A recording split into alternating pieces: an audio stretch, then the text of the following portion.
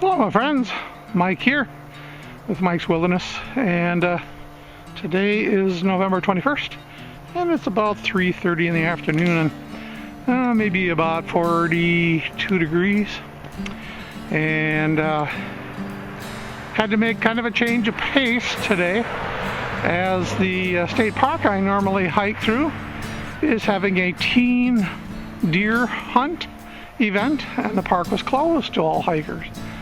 So I'm going to get out for a bit of an adventure here on what is the Sakatah Singing Trails state trail, and it's also a resource, part of the DNR here in Minnesota.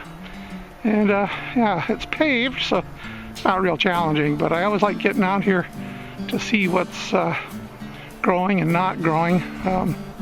Sometimes you can find a lot of different types of mushrooms and wild edibles, and I've done a whole lunch with just foraging for food along this trail, and it's kind of fun. A lot of pheasantback mushroom I've found, an occasional sulfur shelf, and even there are some morels at certain times of the year. Plus there's a ton of burdock and smooth Solomon seal and vegetable type products that well, you know what I mean. And so yeah, you can put together a pretty decent soup with some of the things that be found along here. So with that, I'm going to get onto it. I know this introduction is a little bit longer than usual, but I'm already walking, and yeah, let's see what kind of adventure we can find. See you in a bit.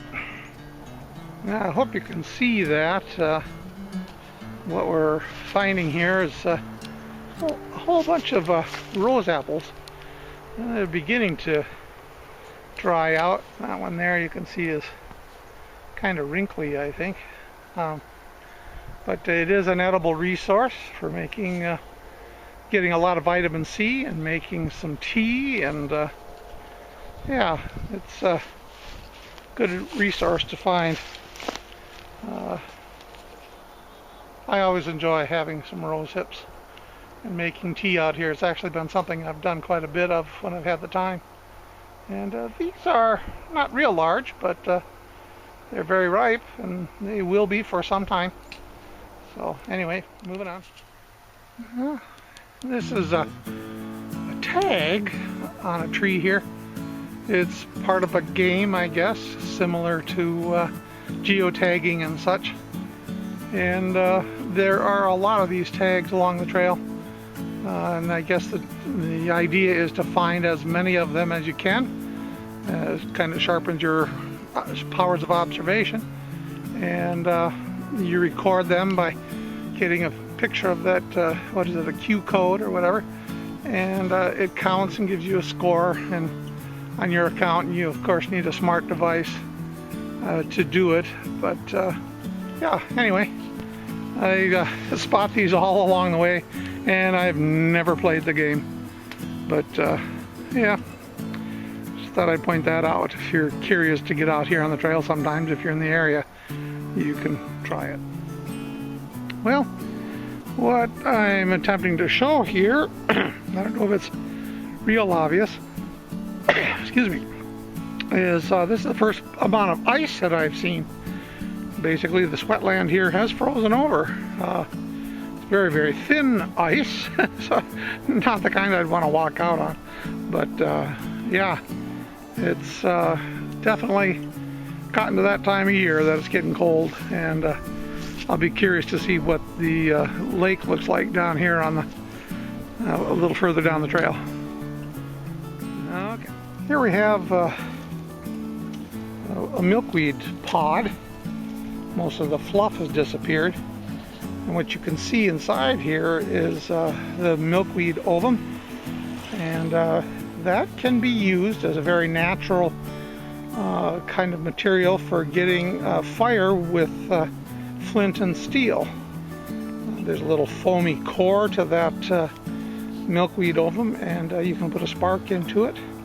I demonstrate that in one of my videos on my channel, if you care to look for it. It's I believe in one of my Bush Buddy expeditions out on this very trail, as a matter of fact, with my friend Christian, and yeah, we had a good time. But yeah, I collect a lot of that along the way when I'm in need of making fire with just flint and steel and don't have any charred cloth. I just want to make mention of the large amount of cattail in the area. There's of course a lot of cattail fluff that could be harvested, but right here the water is not frozen, and with some effort a person could probably harvest the root of these cattails, and they could be roasted and have an edible starch that would help you to survive. Cattails are found all over the world, and it is a very universal food for many people, and along with a lot of other types of grass and things like that. It's just a good one to know all the parts of the cattail and what can be used and what cannot. There's very little of the cattail that can't be used for something. Anyway, try to show you what we've got here out in the marshland. One of the things I'd like to feature here is this large stand of river willow. I've used it many times for making tent stakes or tarp stakes, and spindles for practice for making fire, and some pot hooks and some toys, willow whistles and things like that. And yeah, this is Minnesota's bamboo. A lot of river willow along here, and some very straight pieces. So it's kind of nice to be able to dip into this as a resource sometimes, especially when it comes to making a willow whistle. That's always a fun one to do with kids. Maybe have to demonstrate that sometime. But anyway, yeah, wanted to just show you just how much of it is here. And you can cut this stuff back and it just grows so quickly. In a year's time, it's just almost noxious. But yeah, anyway, river willow. Strange stuff. Before I get too far away from this stand, what makes a willow really kind of nice is that there's very few limbs on some of these stalks. And being that it's so knot free, you can get some very long pieces of bark that you can process down and make some pretty reasonable cordage out of willow like this. So that's a good thing to keep your mind on as a resource if you need cordage of any sort for building shelters and such. I feature making some cordage and processing it down in my stranded canoeist video, if you care to look for that on my channel. It's one of the features. I like working with willow. It's good stuff. But yeah, kind of what do you call it, branch free for long strips. You can get some really good cordage out of that. And then of course you can make snares and deadfalls and things with it after that. Good for triggers. Well, I'm out here at the lake, and starting with this invasive species alert, we have had issues with the Eurasian water milfoil for a very long time here, and so there's a description trying to help people to understand what it looks like and not to bring it back if they happen to come out here with their kayaks or canoes or whatever. Don't see a lot of watercraft traffic on this lake, but it is frozen lightly.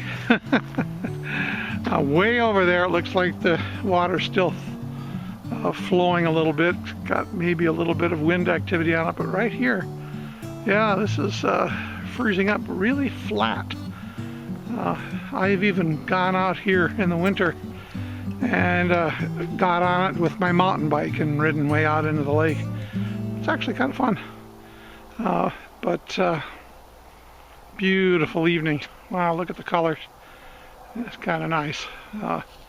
Let's stop here for a little bit and enjoy a little bit of the scenery, and talk to you a little bit more about where I'm at. This is Eagle Lake. This is the other side of the Eagle Lake that's split by this rails to trails conversion. The actual trail that I'm on right now was open and used by old steam engines back in the day. Part of the lore is that it was one of the railways that was used to go completely out west to Walnut Grove and Sanborn, and that whole area occupied by Laura Ingalls Wilder and her family. And now, many decades, maybe a century or more later, it's a bike trail all the way to Faribault, Minnesota, if you stay on it. And yeah, kind of pretty. It's one of my favorite places to come out on a hike. We will sometimes have a large population of Canadian geese out here at the right time of year. Off in the distance I can see a few muskrat homes, and we do have beaver in the area. And these large sections of kind of bulrush and cattail here drifted in here from another part of the lake, and they tend to collide with the trail here along the edge and kind of build themselves up. And the DNR comes in and clears them out every once in a while, but we've had beaver homes right here, muskrat homes, and pelicans are pretty popular. They like to spend a lot of time here on the lake, along with some great blue herons and white egrets, bitterns, and kingfishers. A lot of bird life. The trees across the way there are filled sometimes with starlings and let's see what else, probably red-winged blackbirds and many other migratories that come and go during the season. I always thought it would be kind of fun to take a canoe around the edge of the lake here and just examine all of that. It still looks so pretty. Well, as I'm sitting here at this kind of a bridge that has the two lakes on either side, I'm finding elements of fishing here. There's a lure and some artificial bait, tip of somebody's rod. I think the part that saddens me the most, though, is what I have right here, and that is a card labeled Eagle Claw Fishing Tackle, lead, made in China. It saddens me to think that we're still putting lead in our environment even when we're fishing. And I know hunters have gone or tried to move to steel shot and things like that, but golly, it just saddens me, and there's no way to slow it down.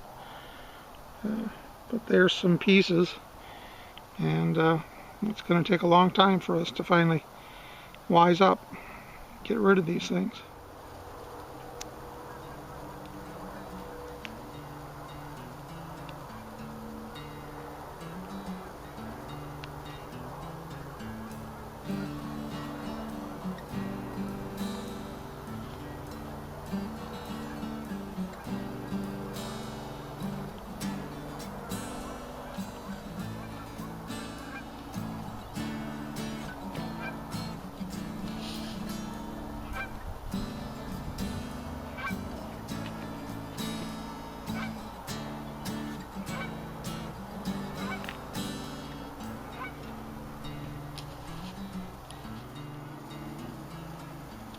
Well, we got kind of a half moon up there, and we've got just a few minutes yet to get back to the car. It's nearing sunset, but it is gorgeous out here, and hard to leave it sometimes. It's very relaxing. Although there's a lot of people that do make it out on the trail. It is a bicycle trail, so you do have quite a few individuals coming out, but it's still a good place to practice bushcraft skills, and I've done it a few times. Maybe share more of that adventure another day. Okay, I've got to start heading back. Always kind of fun to discover all the birds' nests when the leaves all drop off the trees. Sometimes I make a game of it when I'm hiking out here and got the kids along, see how many birds' nests they can spot. Yeah, that's kind of fun.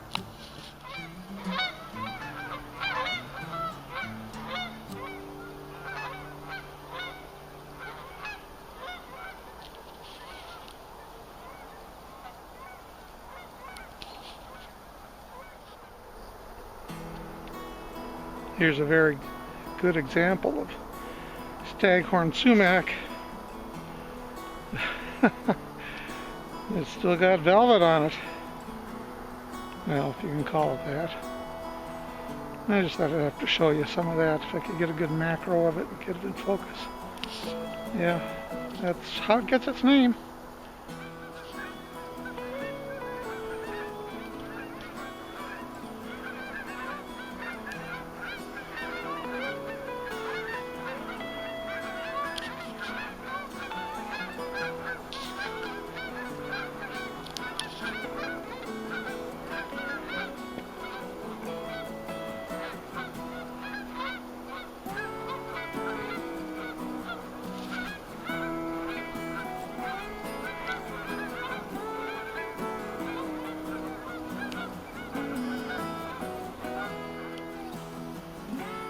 Came across what is the remnants of wild grape, and well, there's a lot of it out here, but yeah, it's kind of cool. I'm not sure how edible they would be right now. I imagine there could be something of at least some sugars in it, but wow, those are some large bunches. About the most I've seen of wild grape all season. Anyway, here's a whole lot more wild grape. Wow. It did blossom out here this year. Oh my gosh. Interesting. Never got a chance to try any of them though.